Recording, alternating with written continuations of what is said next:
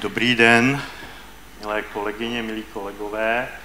Já vás vítám na třetí z přednášek našeho cyklu, který se týká Ukrajiny v minulosti, ale i Ukrajiny v současnosti. Aha. A dneska to bude úplně jiný pohled, a to z několika důvodů. Ten jeden je, že to bude pohled umělkyně, nikoliv tedy politologa nebo lingvisty a státního úředníka, a bude to pohled Ukrajinky, tedy ženy, která je velmi emocionálně spjata s prostředím a prožívá samozřejmě jinak to, co se děje dneska na Ukrajině. Já se na tu přednášku velmi těším. Darju asi není potřeba víc představovat, spíš možná pozvánka na její výstavu, která ještě probíhá, ne, v pavilonu Klamovka. Jo, právě. No, já dělám tady promotion, jo, kde vlastně jako je možný se vlastně podívat Darje do duše, že jo, jak ona vnímá vlastně skrz umění i vztah vlastně k zemi, ze které pochází, k její tradici, k její historii také. A myslím, že to též se teď objeví i v té přednášce, která nese název Kultura jako vzpoura, ukrajinská kultura v době odporu proti imperialismu. Předávám slovo. Děkuji moc. A děkuji moc za pozvání zúčastnit tento cyklus. Moc se užila minulé 2 lekce a jsem pyšná, že studuji na škole, která mezi prvních udělala programu pro ukrajinské studenty uprchlíky a taky mezi prvních, která udělala cyklus věnovaný tématu ruského imperialismu. Opravdu za tím sleduji a vím, že je to taková první iniciativa, mám z toho velkou radost. Dnešní art talk připravila jsem v angličtině, tak chtěla jsem, abych to bylo víc English friendly. Viděla jsem, že na minulých přednášek několik studentů odešlo, protože nerozuměli češtině, ale kdybyste chtěli něčím pobavit česky nebo měli nějaké otázky, tak s radostí taky pobavím o něčem v češtině a zůstanu ještě tady po art talku a budu tady pro vás.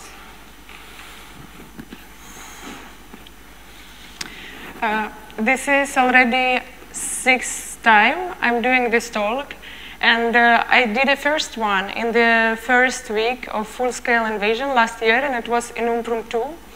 It was incredibly fast reaction and initiative among students to make a fundraiser to help Ukrainians and Ukrainian in need. And since then, this this lecture grown from 10 slides to 60, so actually every time have some struggle to cut. For this time I prepared some new stories from my archive. I started 1.5 years ago, dedicated on topic of Ukrainian culture in resistance to Russian imperialism and Ukrainian culture decolonization. I want to say that I don't have a degree in Ukrainian culture, and here I represent only myself and my own experience. I would like to speak today to you as your friend, as your colleague, and share an archive of things I find incredibly interesting and important for understanding and I hope for helping Ukraine to win this colonial war. I usually started from sharing this link. In case you have not seen it yet, you can try. It's an online map by current air raid alarms in Ukraine. For every Ukrainian, it's one of the most visited websites probably over last year, and it shows the regions in which air raid alarm is currently going now. Today is also Easter morning for Orthodox Ukrainians. So I bring Easter cake. I cook myself this year. and I wanted to share it with you. So if you're interested to try it, you're very welcome. You can take it now, or if you will get hungry during the talk or in the end of the talk too, so feel free. It's called Paska, and it's sweet bread containing milk, sour cream, butter, dried fruits, chocolate, like everything you only can imagine you associate with holidays. The concept is rooted in pagan times, and the idea is to cook bread which will be as sweet as paradise or as life in paradise. So you can imagine some people putting like glasses and glasses of sugar in it.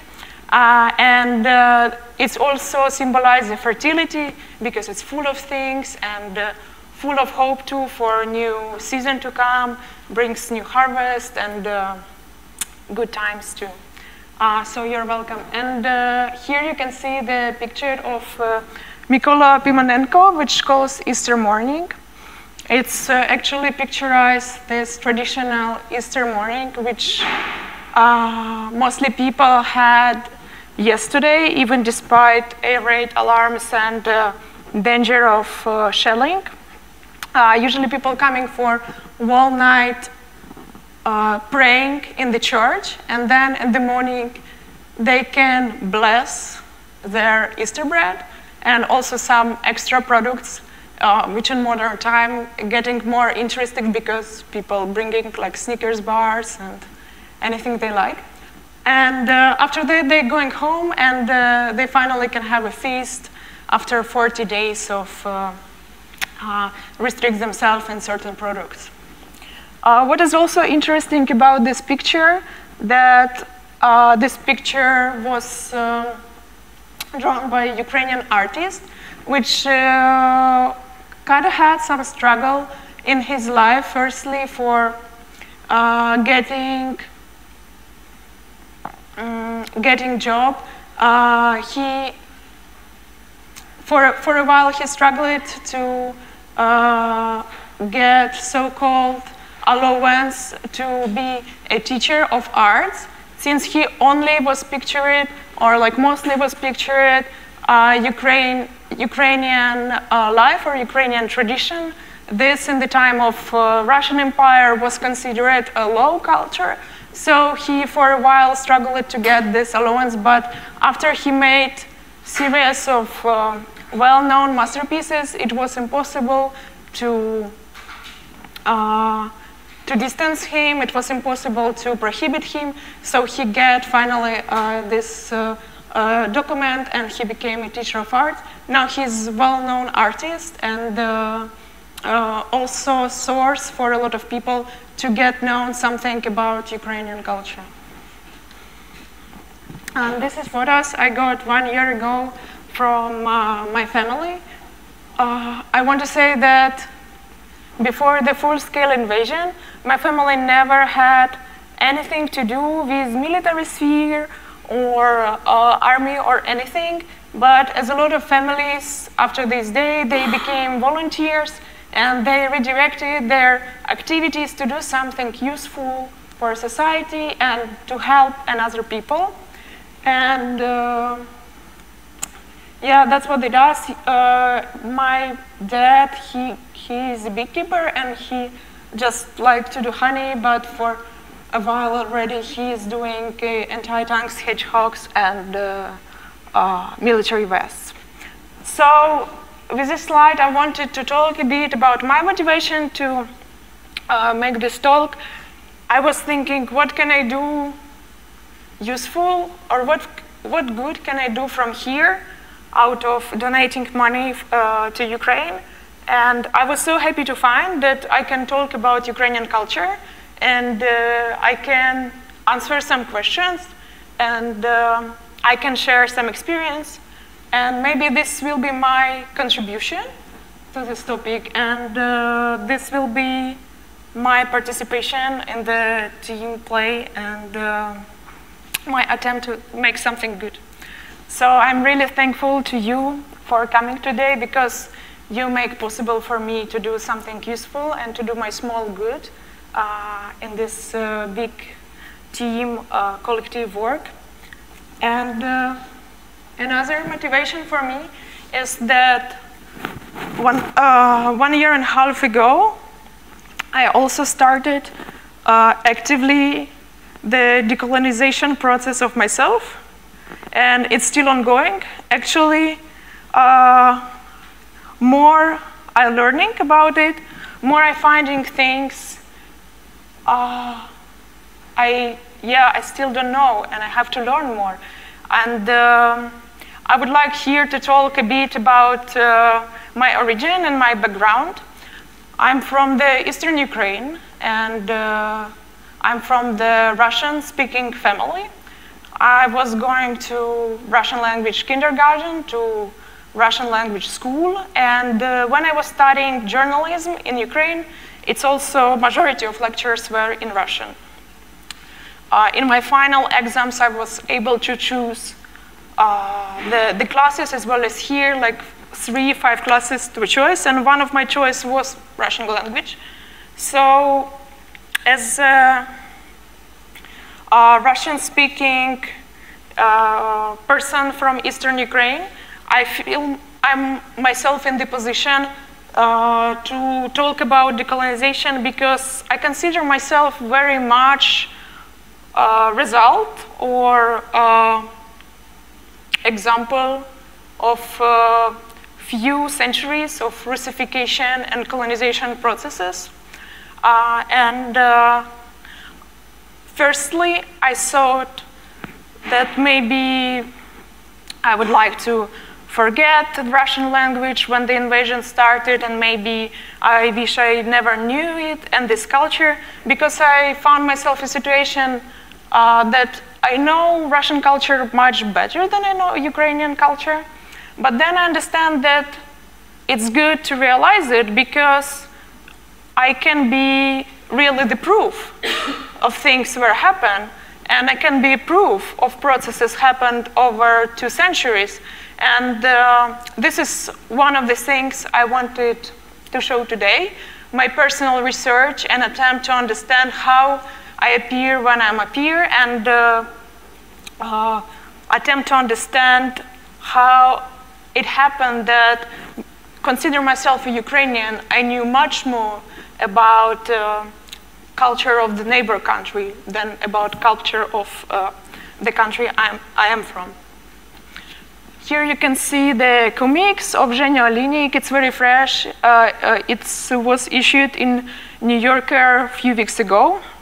It's called The Question of Language in Ukraine. And from the left, it's a list of years in which different laws restraining Ukrainian language of Ukrainian books were issued. As you can see, like over the last 4 centuries, it's really big list of these laws. And from the right, it's really valid question for me that if I'm speaking Russian language, it makes me really wonder what if this part of identity was never mine. I'm really thankful to UMPRUM for giving me opportunity to speak today, because I think in situation like this, it's really important to give a voice to people who represent oppressed communities. And in this case, I think it's really important to give a voice for Ukrainians. So I'm very thankful for you for giving me a place to speak today and to share my experience. And here you can see 2 pictures I really like. They appeared in the March last year, and they were reaction on the really cruel events happens in Ukraine last year when it were fights in Kyiv Oblast, and a lot of crimes Russian army committed was uncovered. And you can see here how different can be narratives of Ukrainian artists and artists out of Ukrainian community, that sometimes where situation looks like full of pity, or maybe pushing some very like classic narratives of mama with kids and daddies fighting, which of course it's very much true and going on around, that people from Ukraine want to send another message and another point of view. So I wanted wanted to say that I'm very grateful that there are places where this Ukrainian voice can be heard. Back to the picture I shown at the beginning. This picture also was among thousands and thousands of pictures which were stolen from the Ukrainian museums, starting from the 24th February of last year. And it's a very special situation because this looting was actually never covered. And this picture was, in the few days, appeared on the pictures and catalogs of another museum in Crimea and controlled by Russia right now.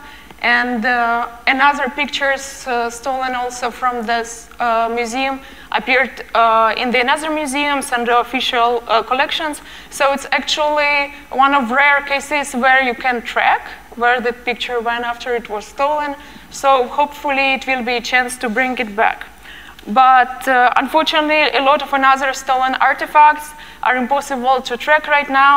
There are some databases containing information of the stolen pieces of art and cultural artifacts, and it is a big chance that probably they will gone for a very long time or maybe even never be found. And in this point, I wanted to talk about as Russians steal Ukrainian art, they attack its identity too. Russian forces have looted tens of thousands of pieces, including avant-garde, oil paintings, and Scythian gold. Experts say it is the biggest art heist since the Nazis in the World War II, intended to strip Ukraine of its cultural heritage. And of course, things like this make me feel incredibly worried. And as a person who rediscovered their own identity not this long time ago, and as a person who would like to know more and find more keys and clues and just sources to learn more, it's very troubling to see like these pieces is falling apart and maybe the ruins of culture getting even more ruined. But I also found that by actually opening a discussion about it, talking about Ukrainian culture, we are giving big support to it. And in the same time, when the stolen images contributing to some loss in Ukrainian culture, the ongoing discussions, it's contributing to grow and enrich Ukrainian culture. So that's another reason I'm very happy this talk happens. Here you can see photos of local history museum in Kherson, looted by Russian army. These photos were kind of all around for a while because this looting also happened in a very brutal way, and items were not only stolen, but kind of the surroundings were crashed and damaged, and it's got big emotional pain for everyone who's seen it. But in the same time, some another processes are ongoing, and I wanted to comment it a bit and to celebrate it a bit too. Here you can see the news from Met Museum, where Archivuje, the painter which was born in Mariupol, is mentioned as a Ukrainian artist born in the Russian Empire. And the question of identity is very complicated when it touches a person who already dead. And there are no clear by which way we can identify people, like where they were born, where they were creating, where they died, or what I usually think that the clearest is how person identify themselves. And with Archivuje, it is more complicated situation because it's known he was born in the family of Greeks living in Mariupol. So actually it is a Ukrainian Greeks community which also wants some recognition and to mention his Greek roots too. But at the current time, this mentioning of the place he was born is actually pretty big, and it's said that it came to recognition only because his museum in Mariupol was fully looted. But anyway, it started very interesting discussion what we can do with identities of artists and how we can restore it, or if we have a right to change it right now. Because it is true that in the international society, all artists were born in Russian Empire, mostly known as Russian artists, no matter how they identified themselves as well. Or artists were born in Soviet Union, were mostly known as Russian artists too, no matter how they identified themselves. So it's a big step, and as we can see that in the official annotation, we also can see mention about his museum was destroyed totally, and his pictures were partially stolen.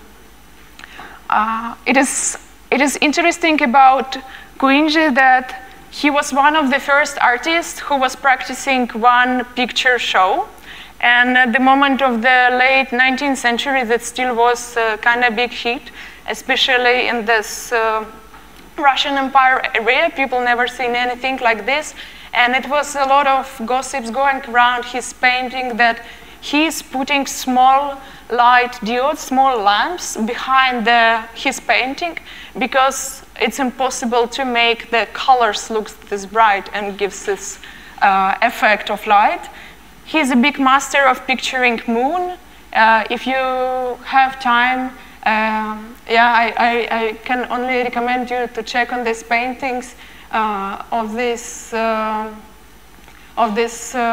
and see like if you can believe the colors. But of course, it's nothing compares to the real life experience, because Archip Kuinji also did his own pigments, and he never shared his secrets. So he was really master of his thing, and this is something very special about how he pictured moon and sea. He got very recognized over his life, and he made a lot of money. And after he got his successful peak, he decided to get a small patch in Crimea and make a small house, something like almost a tent. So it was very simple. And he lived there 9 years until, as he said, he invited something new for his paintings. After that, he back and he made a few more, but before he had this very simple, interesting, almost monk-like experience. If with Archip Kuinji following some classic decolonization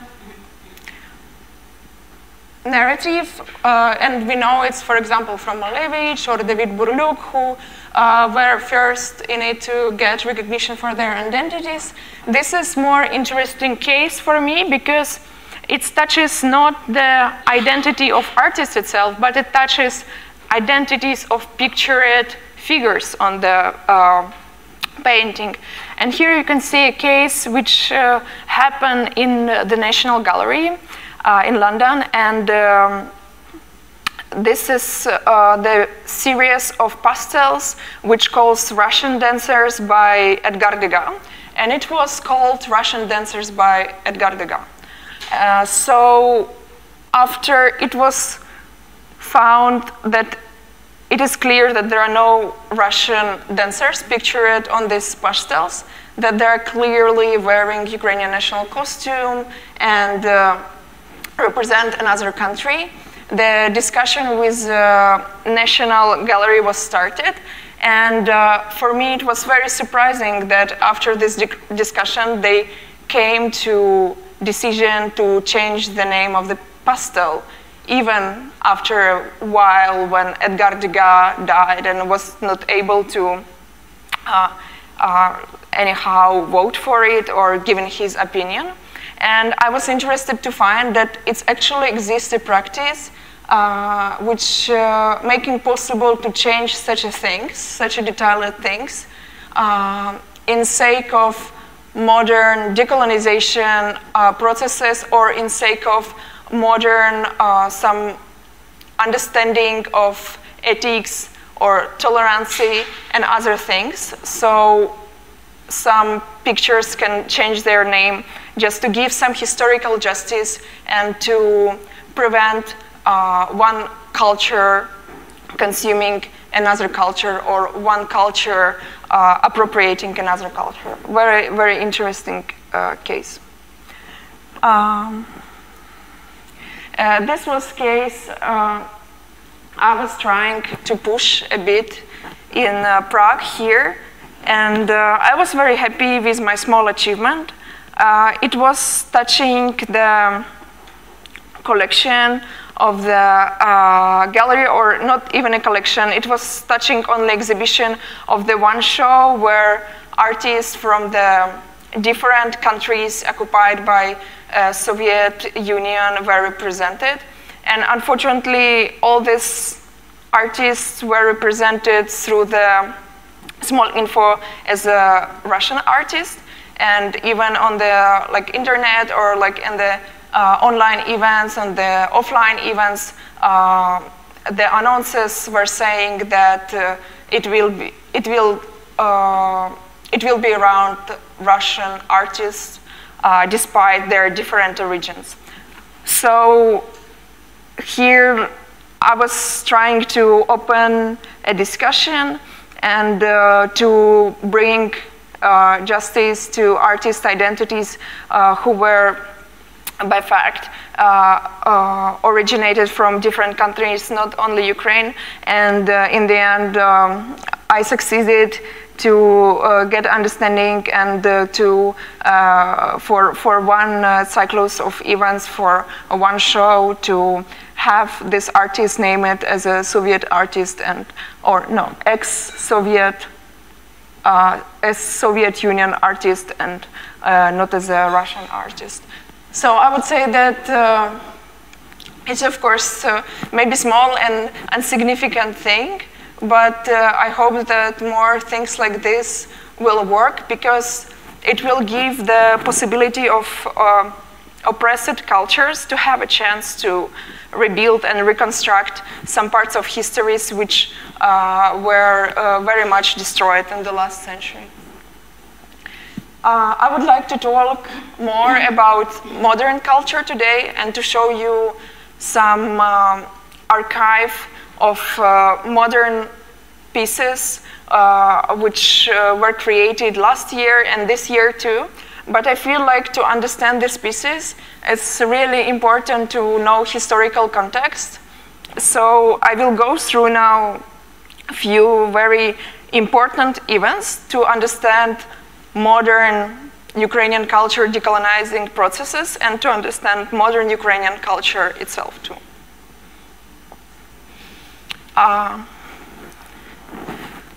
This is an event which is very important for decolonization processes, and also the event which got some recognition already. And it was surprising for me to know that for a very long time it was not known much that 7 million people of Ukraine died due to artificial hunger provided by Soviet Union. It was made as a part of collectivization processes, where Soviet Union made an idea to take all kinds of private property from people, and including cows, horses, hens, everything, patches of field they used to feed themselves from. And even more than that, I recently found that due to taxes on trees, which farmers had to pay to government, there are a lot of kinds of apples and cherries trees which were lost forever. So people had to pay taxes to have an apple tree in their garden. They decided rather to cut it, and then some local kinds of trees were selected by Ukrainian selectioners who were unfortunately lost forever. So that's all happened over 2 years. And I want to say that Ukraine is not only country which suffered from Holodomor. In 1931, it's peaked in Kazakhstan, and actually this is events which are probably even less known as the Ukrainian one and less pushed into the international view. But the scale of Holodomor in Kazakhstan was very big and heartbreaking.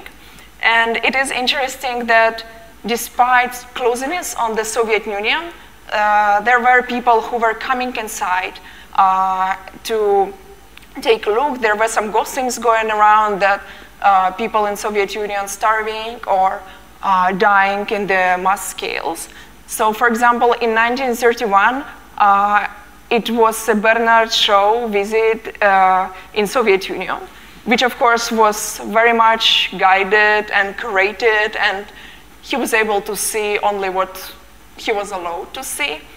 But interestingly enough, he was very excited in a very good way and tricked by Soviet government. So when in 1931, when the Holodomor in Kazakhstan was reaching its peak, he went to London and made a public speech, and he said that things are going really well in Soviet Union and it's actually amazing and much smarter way to deal with things as we do here.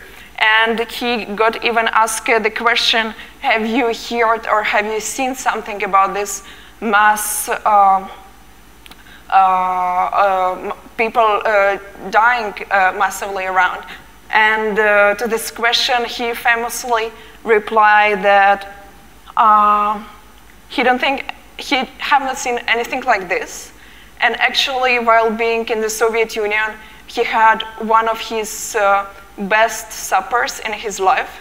He ate this much and this good that he wished everyone in this room to eat as good as people eat in Soviet Union. And of course, events like this only escalated the situation somehow. And after 1931, there were 2 years where millions of Ukrainians died in Holodomor impacted by Soviet Union in Ukraine.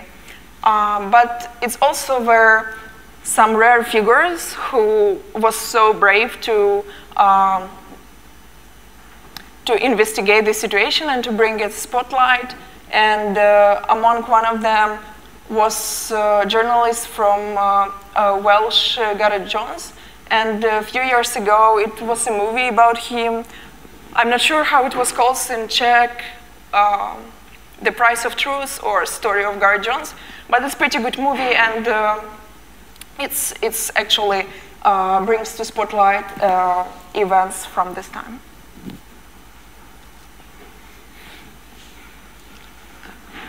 Here you can see early Malevich paintings, and people who are studying Malevich usually connects it with Holodomor events, but also the timing is pretty much showing that it's touching this these events and these struggles of farmers and peasants in Ukraine. Malevich himself lived in the village near Kiev, so it is possible that he himself seen these events, and there are even more pictures which are kind of reflecting these events or struggles or farmers who were metaphorically but also pretty much physically enslaved and had to give everything they have to the state.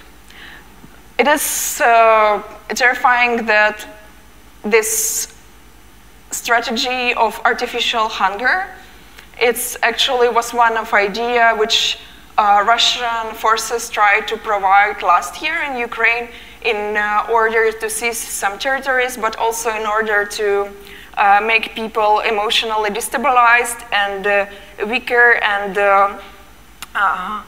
achieve some territorial ambitions to this. And for Ukrainian, it's very hard not to see similarities in between two ways. In the big difference that due to this practice, it is not only Ukrainians suffered, but also huge amount of developing countries who depend on the grain supply from Ukraine and who completely didn't get or get in the very small amount grain due to Russian policy threats here. So it was possible to see the burning fields, the bombed storages with grain, and in the end, even bombed boats full of grain in order to prevent this grain will be transported and sold, and some economical processes are still ongoing. I was doing a project in the school in which I reflected these events from 100 years ago. Yeah, it's exactly 100 years ago. And it's called The End of the World Bread. In this project, I was working with ruins of the recipe from my grandma Darja. Yeah, it sounds like it's really far descended, but she was living just 100 years ago. She was living in Zaporizhzhia region, and then, as a lot of Ukrainians in the beginning of 20th century, she was deported to Russia, and she survived. And actually, after this, she never back to Ukraine, and she also was not, she didn't feel like sharing much of the story of deportation.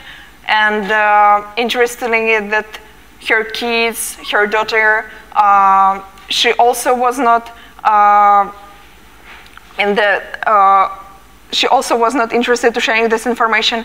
So I somehow heard the parts, the fragments of the story. I heard something, but I never know much.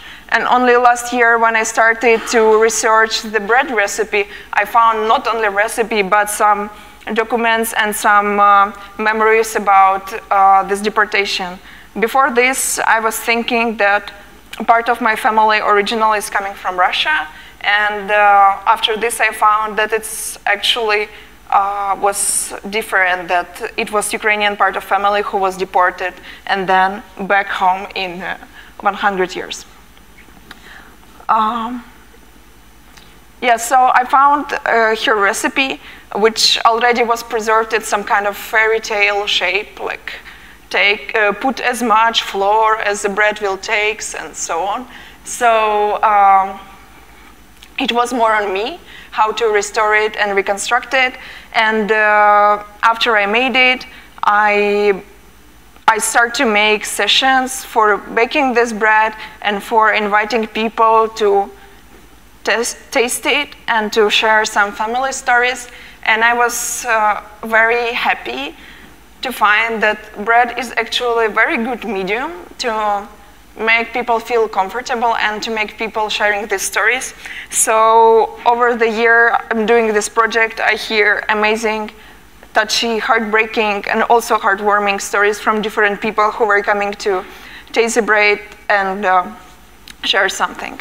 And this is a project which was going in Plateau Ostrava until yesterday. It was one of my sessions called The End of the World Bread.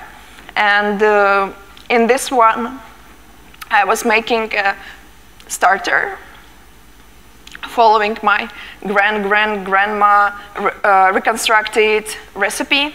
I was adding a bit of soil collected in Ukraine into it. And then I was very happy that gallery workers agreed to feed this starter and to take care of it over 63 days. So after 63 days, this starter was existing inside the show and was growing using wild yeast and bacteria existing in the space of the gallery. I took it and I made a bread again using the starter and offer it to the public. Yeah, this is one of the most famous photos from last year, probably touching the topic of the burned fields and damaging food security in Ukraine.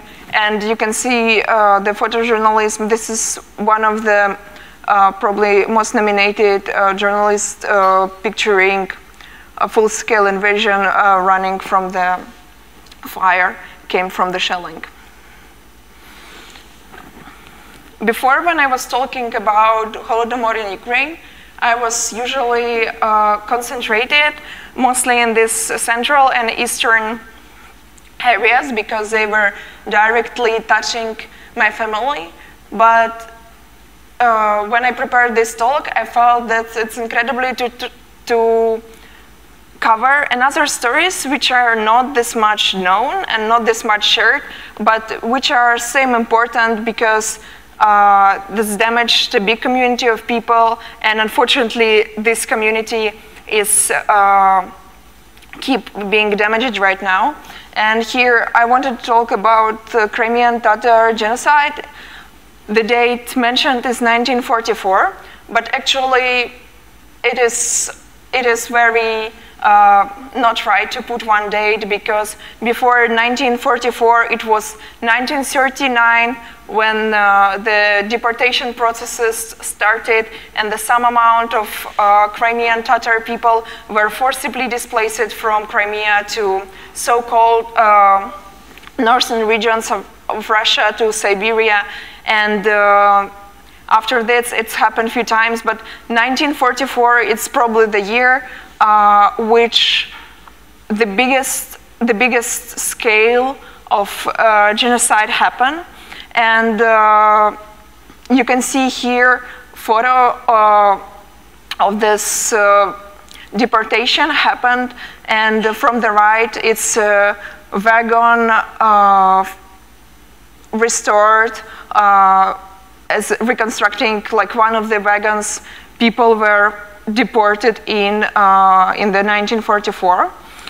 Just to say, it was very weird for me to find it for the first times when I firstly heard about it, because I realized that deportation happened in the midst of Second World War. So in this time, men from the Crimea's families, they were actually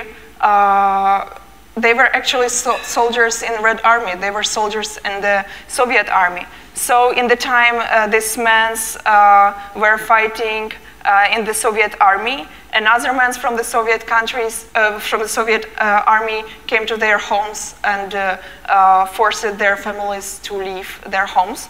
And this is not this much spotlighted events, but it is important to know that more than 200,000 people were forcibly displaced, and due to very bad and cruel conditions, each second person didn't reach the final destination.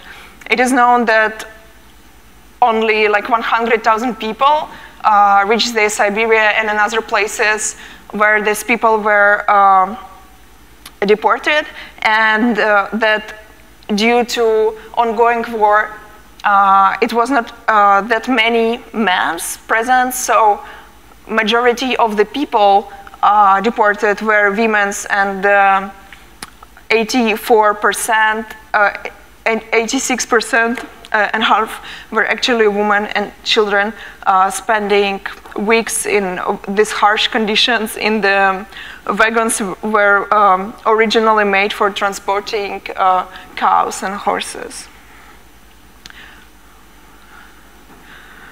So after 2 years of this happened, Moscow recognized Crimean Tatars as lifelong migrants. Those who went outside their special settlements without the permission, for example, to visit relatives, were in danger of 20 years of prison. So these people actually for a long while were living distanced from their homes, knows that they can back, and only in the 80s they, for the first time, got a permission to leave special settlements where they're living in. Another important and interesting aspect for me that pretty fast after Crimean Tatars were deported from Crimea, all the cities and small towns and villages changed their names. And here you can see the map of old names, of old local names and new names. And unfortunately, as it often happens, the new names stays. And even now in Ukraine, very active decolonization and decommunization processes are ongoing. These toponyms stays as they were written down by Soviet government. I never think about this before the last year, but now it feels to me that for a historical justice and for a pure decolonization process, it's incredibly important to bring back not only people deported, but also the toponyms of the villages they're used to live in. Here you can see the paper, which giving a clue how emptied houses and villages were managed. The paper says, "Товарищи, please move to rich and fertile land of Crimea." So very fast after deportation, 51,000 people, mostly Russian, could move to Crimea. They were invited through the medias and also organized by their places they're working. And they were provided with empty Crimean Tatars home. I read some memories of Crimean Tatars who back to their homes after 80s, who spent 40 years in exile, in deportation, and then back. And they were very crushed to find out that in their houses, it's already for 50 years, somebody living, maybe even a few generations. So it's impossible to find justice in this situation, and it's impossible to find who have a right for this house. So it's became a very complicated situation. Unfortunately, after invasion in 2014, it became even more complicated. And here you can see a poster which says 1944-2014, which is year of mass Crimean Tatar deportation and Russian invasion to Crimea. And another poster which says 18th of May, and it's a day, memorial day of deportation of the Crimean Tatars, which is also not that much known out of the Crimean Tatar community yet, unfortunately. So back to the modern events. In 2014, almost immediately after the annexation of Crimea, human rights activists began to document numerous cases of abduction, detention, forced disappearances, tortures, executions of Crimean Tatar people. Before 2014, before the occupation, in Crimea was functioning the Mejlis. It's something like a parliament organ, and the highest representative body of the Crimean Tatar people. Immediately after Russian forces occupied the Crimea, of course, it was declared extremist and banned, and its leaders were forced to leave. And in 2022, the mass mobilization of Crimean Tatar in the occupied territories into the Russian army was documented. So this is also a part of the colonial aspect of this war that is not only using the land and not only have an ambition of the land itself, but also in the human resource to use it on the further and further colonial war. If you got interested in Crimean culture, I can advise you super course on Udemy, which calls Crimea History and People. And it is not so many ways now to help Crimean people while they're being occupied, because we can go there, but we can, of course, donate to defenders of Ukraine donate to people in need, and to learn something about Crimean culture. Crimean Tatar language is one of the languages which was announced as a distinctive language, and unfortunately this is a phase of a lot of people who were in different types occupied by Russian as well as Belarus language now is announced as a distinct language. So this is the way we can also support the indigenous people of Crimea to learn something about their history and to understand them more. Unfortunately, that was not only one sad event, or not the last sad event of the 20th century. It was keep going with the Great Terror, where the multiple professionals were announced as enemies of the Soviet government. So anyone who had a farm was announced a kulak, which means the enemy of the government, and anyone who had another views, and religious people, and the list is absolutely endless.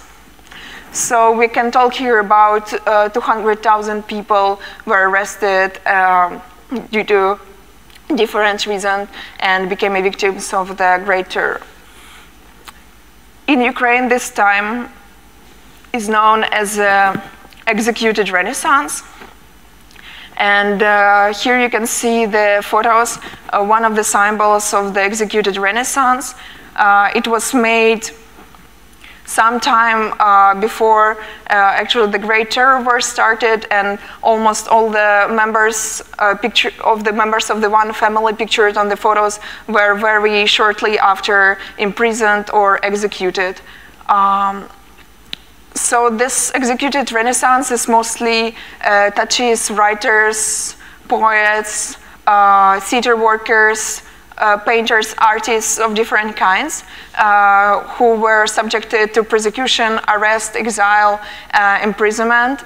And now we can talk about 30,000 people were repressed during this Great Terror. But unfortunately, the final number is still not known due to documents were damaged and destroyed, and people were buried without any signs to cover these crimes and to cover the scale of the tragedy. It is one building connected to these events, and one building which itself is a memorial to these events. It's called Slova Building. It's located in Kharkiv, and it have a C letter shape, which in Ukrainian language is S, and it is first letter of the word Slova. So that was a promising project of the first part of the 20th century to make a building in which all Ukrainian writers, poets, artists will live all together. It was accepted very nicely, and soon after the building was finished, it was full of Ukrainian intellectuals living in. But very fast they found that this project is something like a prison. It was a spot to spy on this artist, on this intellectual, and to keep them under the control of the Soviet government. Unfortunately, the majority of the intellectuals lived in the building Slovo were executed, but it's very interesting that until very late it was also functioning both as a house for civilians, but also as a residency for writers who was interested to come there and to research more about stories of these executed intellectuals, and to maybe write something being surrounded by this monument of totalitarian crime and regime.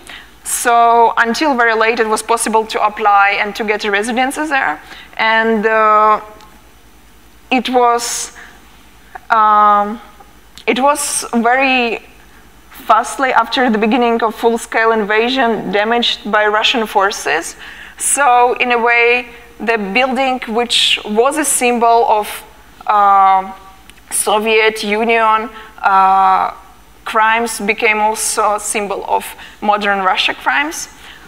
If you're interested in building Slovo history, it is a documentary movie from 2017 telling a story of absolutely incredible writers, poets, and theater workers who were living in this house and creating, even despite all these bloody events of the beginning of the 20th century, and being fulfilled with the hope that finally, after these events, some new era will come and they can live in some better world.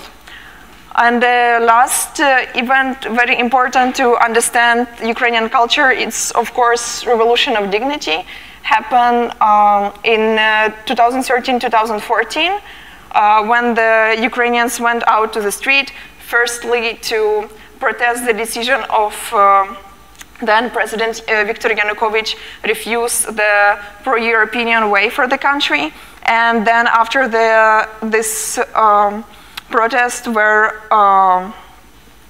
forcibly seized, thousands and thousands of people went out to disagree with the killing of more than 100 civilians, and they actually forced this ex-president to escape the country and to democratic election to happen.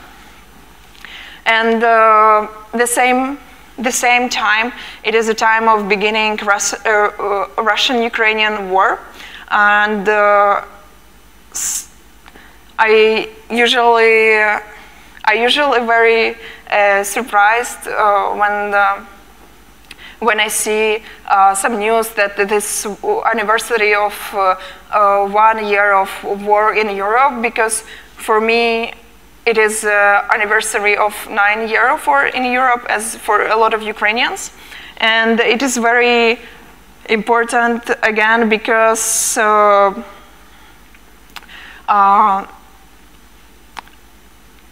it is not that much known or covered that almost every year after the fall of Soviet Union, Russia was starting a new war, occupied in other countries and other territories. So by calling this war by Russia-Ukrainian war, we are actually contributing to historical justice and giving a hope that it will be recognized that some specific country have colonial long-going ambitions, and by saying that it starts in 2014, it's actually recognized that this Russian military appeared in Ukraine in 2014. It was nothing but a real war against the independent country. Here you can see illustration of Kinder album.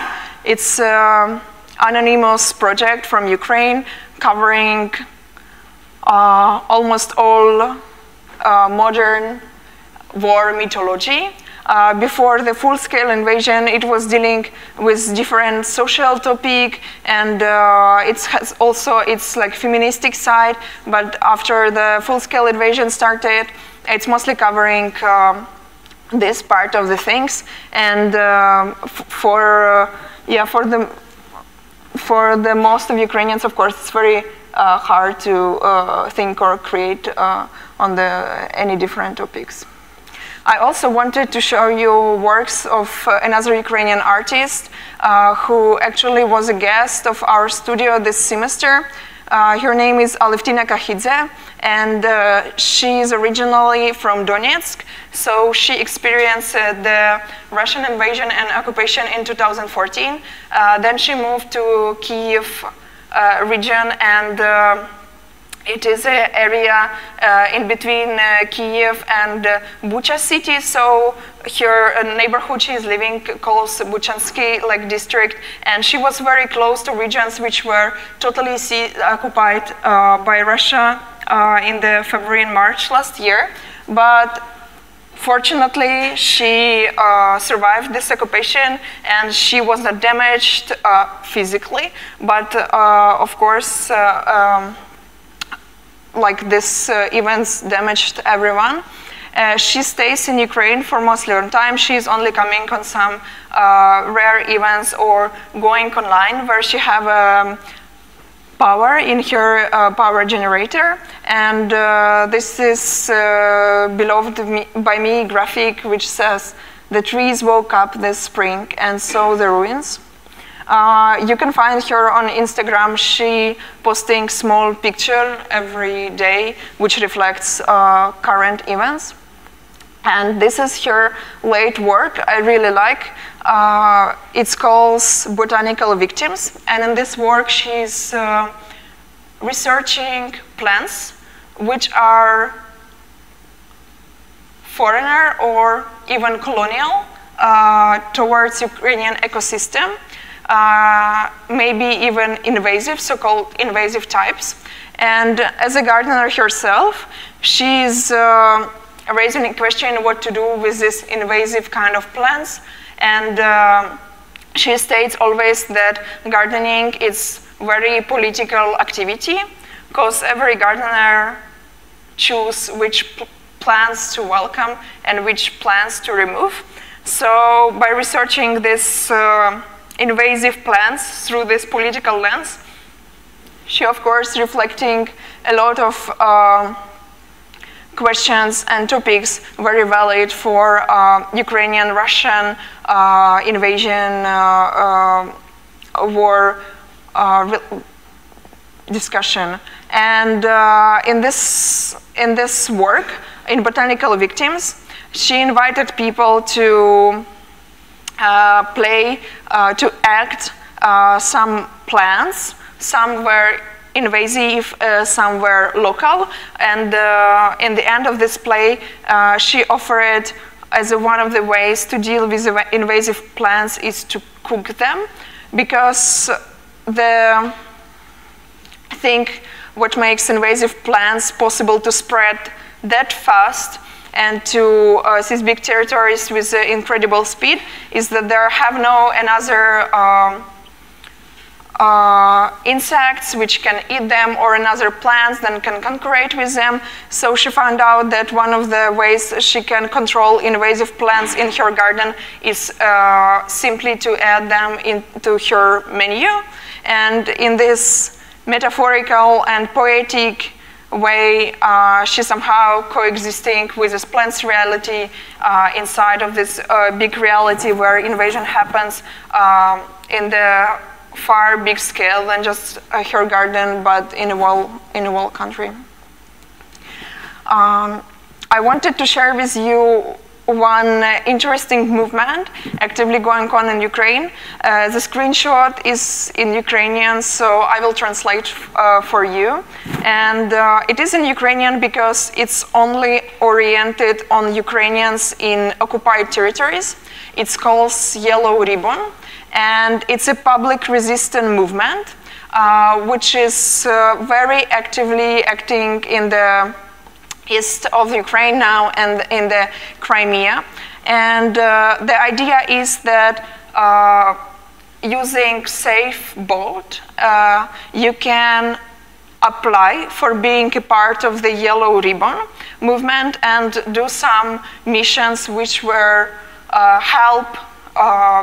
help your city to get deoccupied. For example, you can report where you see some technique, or you can share some another information where you see some soldiers coming from which side. But out of these missions, this resistant moving has also this performative part where people leaving yellow ribbons on the streets and monuments everywhere. Just a reminder that cities will be deoccupied, and by this way they can support those Ukrainians in the city who waiting to be deoccupied, so they see something is going on and people still like resist and people still fighting. And from the other hand, they're giving signals to occupants that something is coming, that people are not suppressed, and that they're waiting for being deoccupied in the close future.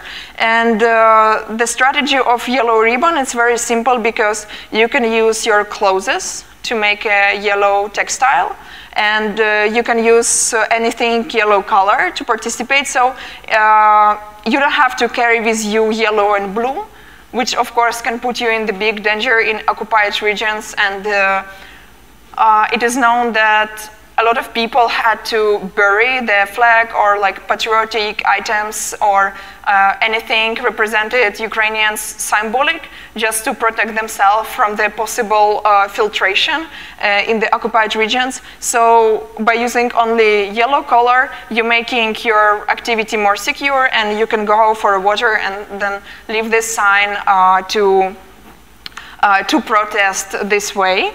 And of course, it is also beautiful the way that even you don't want to apply from your phone and use a chatbot and do submissions, you just can spread this symbol everywhere, and by this way also contribute by yellow ribbon movement. So it's a thing which is very actively developing now, and I think we will hear more about it after more cities will be deoccupied. Those photos are from Kherson and Kerch in Crimea. Another thing which is also in Ukrainian here, but it's very sci-fi and for me and very interesting when I've seen it for the first time. I thought firstly it's a meme, but then it's appeared to be true. You probably know that in Ukraine we have electronic ID, so you don't have to carry your passport, you have it in your smartphone. And the application for it calls Darja. And if you're, for example, making inside flights or buying anything, you need documents, you completely don't need passport. You just have your smartphone and it's enough. So in this electronic ID application appeared another sub-application which calls Ye Vorog, which means it is enemy. And by using this application, which is part of your electronic ID, you can also share some information if you've seen some tanks coming to the town or you've seen some soldiers coming. So it's also pretty safe because nominally it's an application for your personal ID in Ukraine, but also you can use it to give some information to Ukrainian army and protect your neighbors. It is a lot of legends already coming around this application, or maybe there are a lot of legends, of course, just appearing every day, people creating and spreading them, like one lady shut down the drone with a jar of pickles, and with this application it's also a legend about one man after his house was occupied by a big amount of Russian soldiers, he actually gave the precise coordinates to Ukrainian army, and he kind of sacrificed his house, but yeah, he gave some information to Ukrainian army, and he helped them to win over like a huge amount of Russian soldiers occupying his house. Very hot topic inside Ukraine now is what you can do and what you can't do culturally in the regions which got damaged and destroyed by Russian war in Ukraine. And it is very new discussion, which was never touched before. And here, for example, you can see one of the freshest sculptures in Borodyanka called The Thinker, which got very different opinions and very different people reactions. It happens quite a lot, and for example, in the same town, it's already Banksy graffiti appeared, and people have very different opinions on it from the one side. Some people are excited about artists coming to Ukraine and to doing some art to attracting attention to the things that are going. And from the other side, it is very new topic of what is moral in this situation and what we can do and what we cannot do in the places where some tragedy happen. And there are no clear answers now.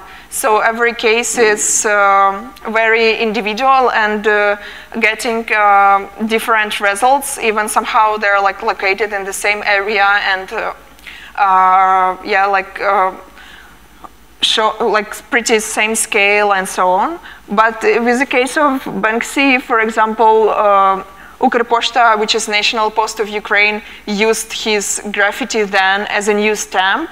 And this is one of the ways Ukraine now raising money to support this struggle and resistance against Russian invasion. So that was interesting for me that in the same time when some artistic intervention getting really negative reaction, some interventions are getting spreaded and used to bring some real advantage to the country. So it's, yeah, it's kind of all flip it all way around to make this intervention yeah, serve some actually good purpose in the end. And yeah, it was released on this 24th February this year, and raised money are going to the charity.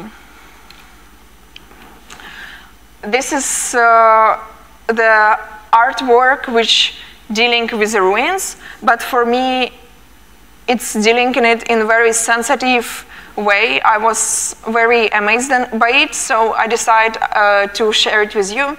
It's called Everyone Afraid of Baker, but I say thank you. And it was made by curator from Ukraine, Katerina Yakovenko. And that was a show she made in her apartment, which was destroyed by war. It was a one-day show in which she invited friends, artists, to bring their artworks or create some artworks and to raise some money to reconstruct the building because there are so many damaged buildings now exist. It is impossible yet to reconstruct them all because majority like of money is going to army and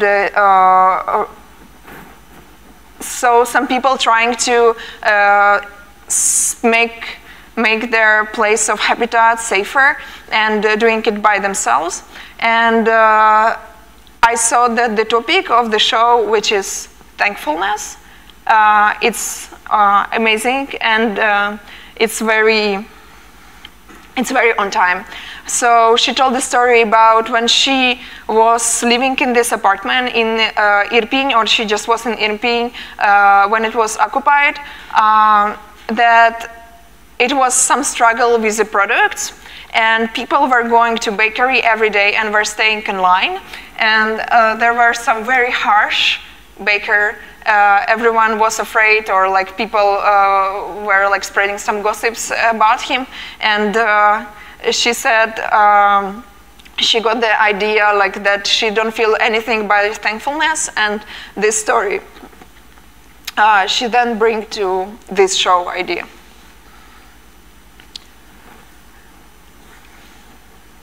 Another cultural activistic activity dealing with the ruins in a very productive and inspiring way. It's called Repair Together, and it's rave parties which happens in the ruins or near the ruins of some deoccupied villages. And on these rave parties there are not only money fundraised, but actually dancers or visitors, they're cleaning and dancing in the same time. So you can apply with your village or your small town, or like some cultural house which was damaged, for example, to repair together, and then some next party can be organized in your place, and some place can be cleaned.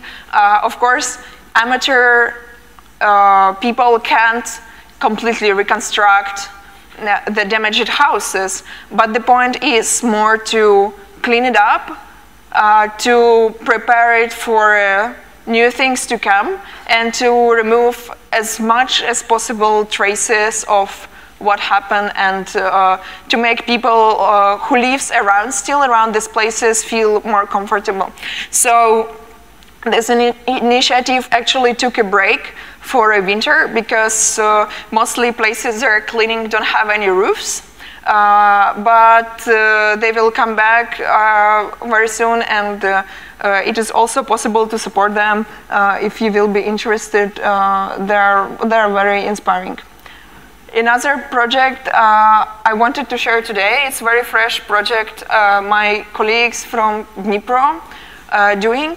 It's called Ukrainian Garden, and Dnipro is a city which is very, very close to occupied eastern regions, and from 2014 it was the first city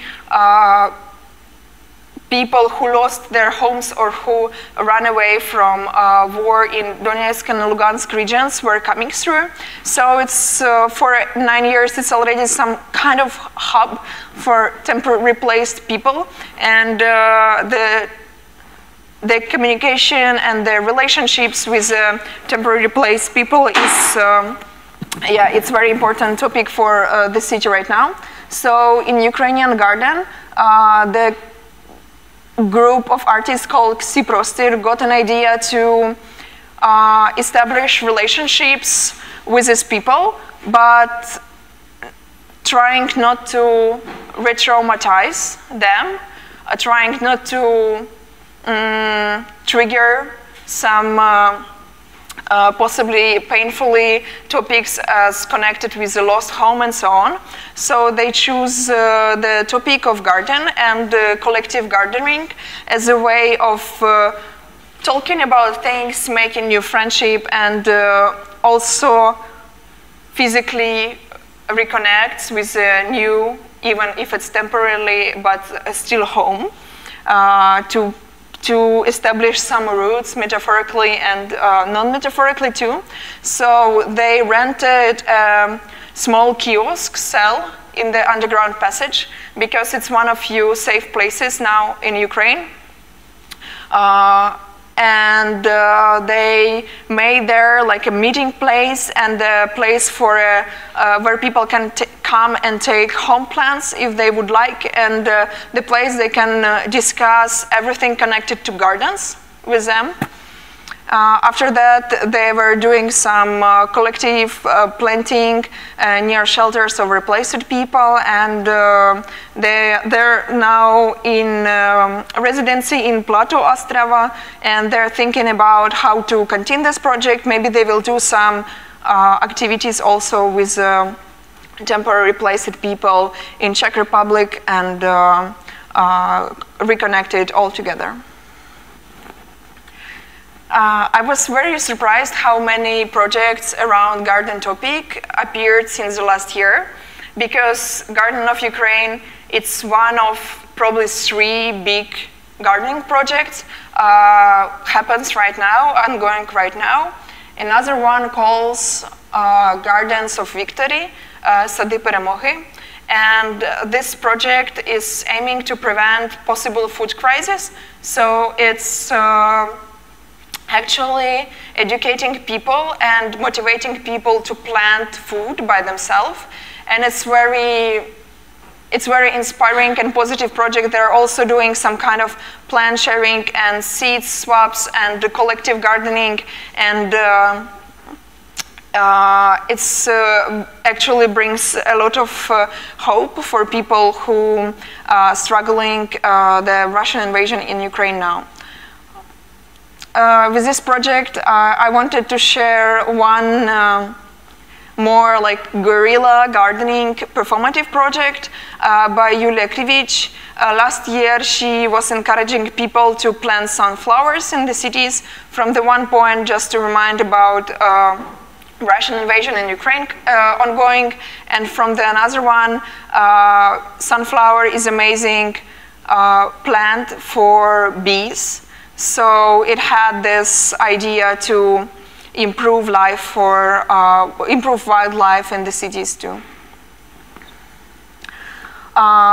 Another activistic project I really like, it's called Contraception or Death, and it's touching another hot topic in Ukraine now, which is what to do with Soviet monuments, or monuments which were celebrating Soviet superiority, or friendship between Russian and Ukrainians, or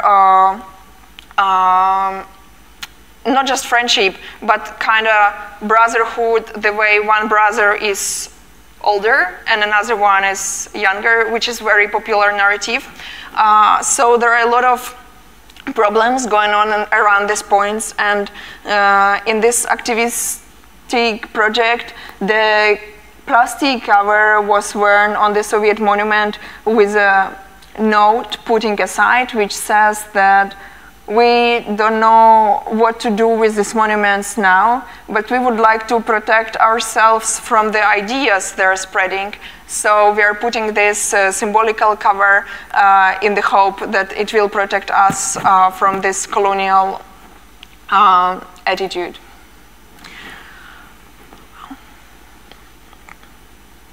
Another heritage Ukraine succeeded from the Russian Empire and Soviet occupation times is habit or a rule to say, when you're saying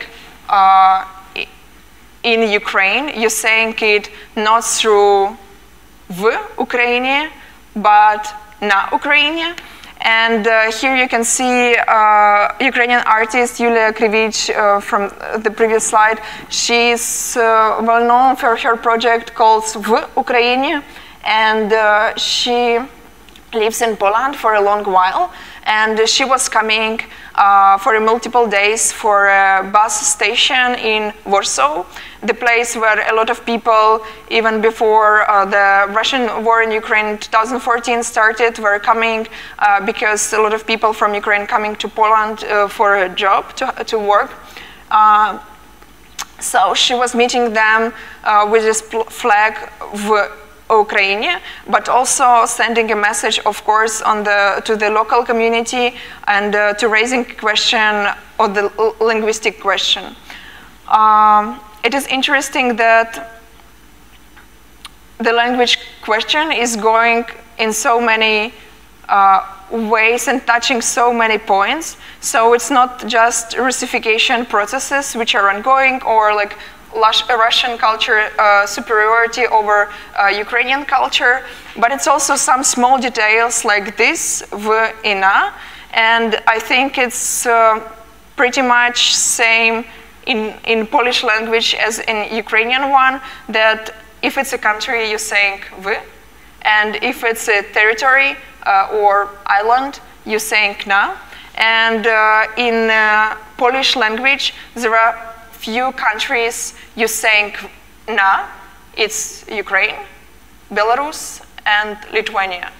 So it's definitely have some colonial history behind it, and since Yulia Krivich doing it for a very long time, it's actually not already opened the discussion inside the country, but it's already moved this discussion towards real changes. I want to say that it's also very popular and very used by Russia, and in this cultural war in between Russia and Ukraine, because Russia is using na Ukraine to justify their colonial ambition, to show that Ukraine is just territory of Russian Empire. So when Ukrainians are trying to push this в Украине, they're actually appealing to their right for independency and to their freedom from this colonial ambition and from this form which was established in the back to the Russian Empire times and the tradition to say na Ukrainie. And this topic is following another one which I think pretty much successfully achieved its goal. Another company run by Ukrainian government and like multiple cultural workers, which was called Kyiv, not Kiev. And here is the same struggle with the topography and original names of the cities and villages and so on. It is interesting that back to the Russian Empire times and right now, the first very thing occupants are doing is renaming the cities to putting it like slightly different way, like Russian way, to marking that it's kind of part of the colony. So Kiev and Kiev, it's already more than, I think, 10 years company, and it's trying to explain that that the name Kiev is more correct because it's coming not from the colonial map origin, and even Kiev it's existing on the maps all around the world since Russian Empire time, but since it have origin from the colonial map and since the name itself was a tool to establish colonial status, that it can be changed. Previous time when I was doing lectures, I was asked some Ukrainian media in English or in Czech, which I trust or I can recommend. I know that you didn't ask me yet, but I thought maybe I can prepare in advance. So I wanted to share some Ukrainian media you can check if you will be interested to read some news and to get some information about what's going on in Ukraine very fast, because those medias are, of course, the fastest in covering information, and they're real insiders, so it's Ukrainian voice. And I personally read this one, the Kyiv Independent, and another one appeared in Czech Republic very recently. It's called Ukrainer, and it's another project. Before the full-scale invasion, it was working as cultural expeditions and historical expeditions, and it was actually something like internet magazine of showing interesting part and traditions of Ukraine. And after full-scale invasion, it's moved a bit towards covering what's going on in Ukraine, but it's still touching a lot of this cultural aspect. So if you will be interested, it also exists in Czech language. Another English language media, but Ukrainian one, called Svedomi. It's have a lot of fast updating news and special projects, also pretty good. I wanted to show you and to use this opportunity to tell about fund I trust, if I can do it. Yeah. So I like to donate myself, and I very trust to fund Come Back Alive. And I'm very glad that a lot of people from cultural sphere actually spreading information about it. And for 1 year and a half, the full-scale invasion is going. It was not any case to doubt this fund, so I really, it have my full trust. And in the end, I thought, if you will not be completely overwhelmed and you feel like you're interested in Ukrainian culture and you will not you would like to not just listen me talking in the room, but actually see something by your eyes, I would like to recommend you 2 movies which went to the theaters in the midst of full-scale invasion. And they're so good, so I would like to recommend them to see. The first one calls Stop Zemlya, and it was shot in 2021, but it's mostly went to the theaters when the full-scale invasion started, and I watched it after the beginning. It's actually showing the modern Ukrainian teenage life, like it was before full invasion started.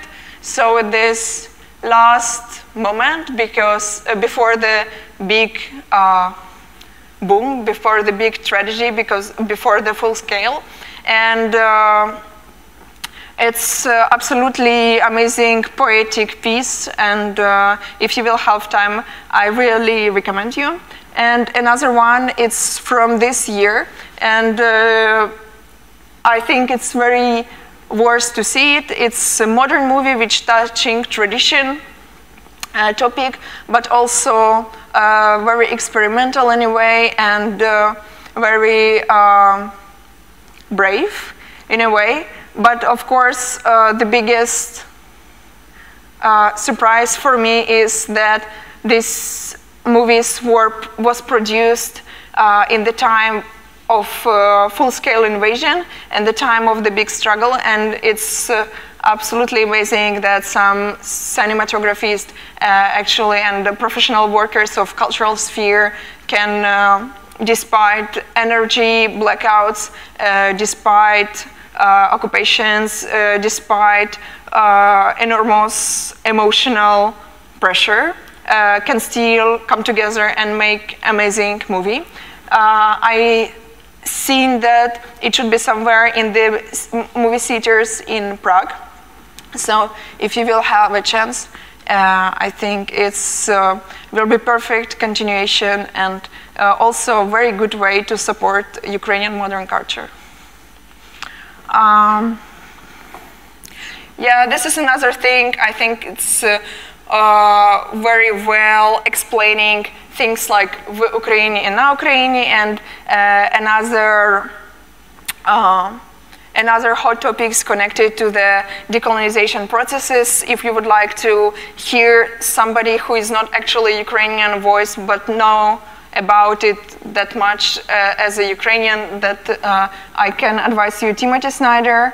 And when I was here on the first lecture, which I very much appreciated, it was a small mention of the company which was going on in Czech, and it was called Pushkin, not Putin. And it was touching this controversial topic of Russian culture and how to preserve, how to perceive, how to understand, and how to react in Russian culture, how to disconnect it or connect it with Russian imperialist ambitions. And for a long time, I think this material is one of the best texts I've seen on this matter, because it was written by expert in Russian literature who was dedicated her life into studying Russian literature. So real fan, really deep to the heart. And this text is her own discovery, how she reviewed Russian literature and Russian literature masterpieces through the decolonizing lens. And that maybe it will be nice to reread some texts, but with keeping in mind this decolonial lens, because unfortunately they're fulfilled with colonial narratives and a lot of hatred directed against countries which were or are occupied right now by modern Russia or Russian Empire in the past. So it's a very interesting continuation of Pushkin, not Putin, and if you will have a time, I think it's a good reading. So for this, I would like to finish the formal part, and it took pretty long, much longer than I expected, so thank you so much for being so patient. I will say one more time, for those who was late, if you got hungry or you're interested, you can try Ukrainian Orthodox Easter bread, call it Pascha, and it's a belief that if you will try 12 Pascha in 1 year, you will get, and then theories are different. In one region, you will get love of your life. In another region, people believe that if you will eat 12 Pascha, you will be very lucky until the next Easter.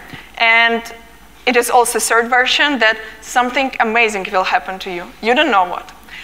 So I don't have 12 Pascha today, but it's one. So it's a 1/12 part. It's a good beginning anyway. And if you will feel interested or brave, you're welcome.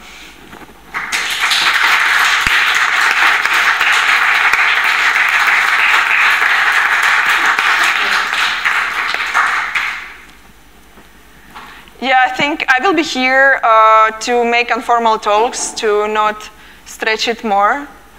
If you would like to discuss something, we can meet around bread, or if you would like to ask something now, also, yeah, I will be here for you.